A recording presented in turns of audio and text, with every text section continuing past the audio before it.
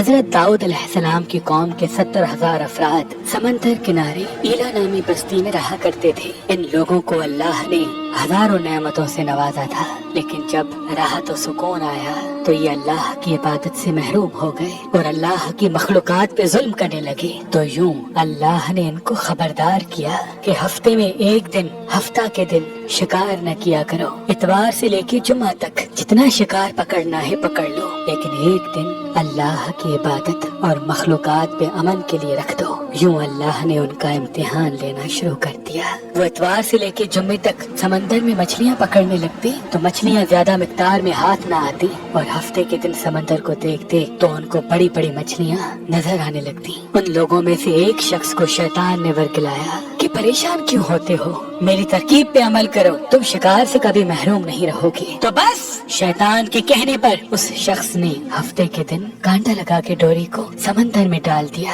تاکہ مچھلی پھنسے، اور شیطان نے کہا اس مچھلی کو تم اتوار کے دن نکالنا، اور یوں ہفتے کی حرمت بھی باقی رہے گی اور تمہارا شکار بھی ہو جائے گا۔ بس شیطان کی بتائی ہوئی ترکیب پہ ہفتے کے دن مچھلی پھنسی رہی اور وہ اتوار کے دن نکالتا اور خوشی سے کھاتا۔ جب آس پاس کے لوگوں نے پوچھا تو ان کو بھی یہ ترکیب بتانے لگا، اور یوں اس قوم کے کچھ لوگ ہفتے کے دن مچھلی پکڑنے کے لیے جال پھینکتے اور اتوار کے دن نکالتے، اور کچھ نے تو اس سمندر میں سے نالیاں بنا کے چھوٹے چھوٹے تالاب بنا دیے، کھڈے بنا دیے، تاکہ ہفتے کے دن جیسے ہی مچھلیاں یہاں سے گزریں تو ان تالاب میں پھنس جائیں اور ہم اتوار کو ان مچھلیوں کو نکال کے پکا کے کھائیں گے۔ اس گاؤں میں کچھ اللہ کے خاص بندے بھی موجود تھے جو کہنے لگے، اے لوگو، اللہ نے ہفتے کے دن شکار کرنے سے منع کی ہے۔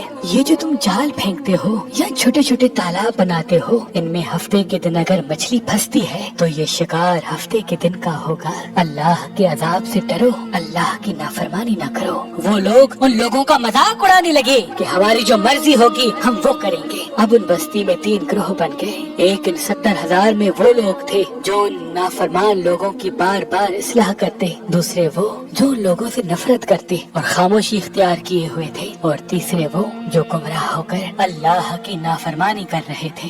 تو یوں نیک بندوں نے اس بستی کے بیچ میں سے دیوار کو کھڑا کر دیا اور یہ حکم نافذ کیا کہ اللہ کی نافرمانی کرنے والے اس طرف ہو جائیں اور ہم جو اللہ کے فرما بردار ہیں وہ اس طرف رہیں گے۔ وہ صالح لوگ بار بار ان سے کہتے رہے، اے لوگو، اللہ سے ڈرو، قوم سمود، قوم لوط کا جو حشر ہوا اس کو یاد کرو، اللہ کی نافرمانی نہ کرو ورنہ تم پہ بھی کوئی عذاب آئے گا۔ وہ سارے نافرمان جن کی تعداد تقریباً 12,000 تھی، سب ہنستے رہے کہ یہ تو سب کتابی باتیں ہیں، ہم پہ کوئی عذاب نہیں آئے گا۔ بس جیسے ہی وہ گروہ 2 حصوں میں تقسیم ہو گیا، ایک وہ جو اللہ کی فرما بردار بندے دیوار کے اس طرف تھے، اور دوسرے وہ جو نافرمان بندے جو دیوار کے اس طرف تھے۔ وہ نافرمان پوری رات ہنستے رہے، مذاق اڑاتے رہے، اور وہ اللہ کے خاص بندے دیوار کے اس طرف اللہ سے معافی مانگنے لگے۔ بس جیسے ہی صبح ہوئی، وہ نیک صالح انسان اٹھے،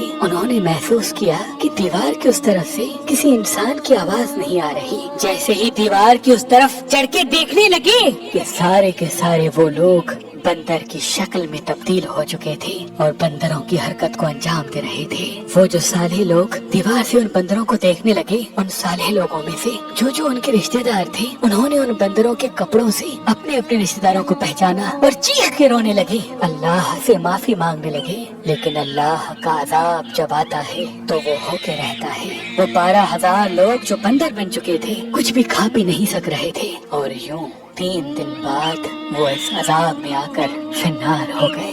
بے شک اللہ ان بندوں کو پسند نہیں کرتا جو اللہ کی نافرمانی کرتے ہیں۔ اے اللہ، ہم سب کو اپنا فرما بردار بندہ بنا، ہم کو ویسا بنا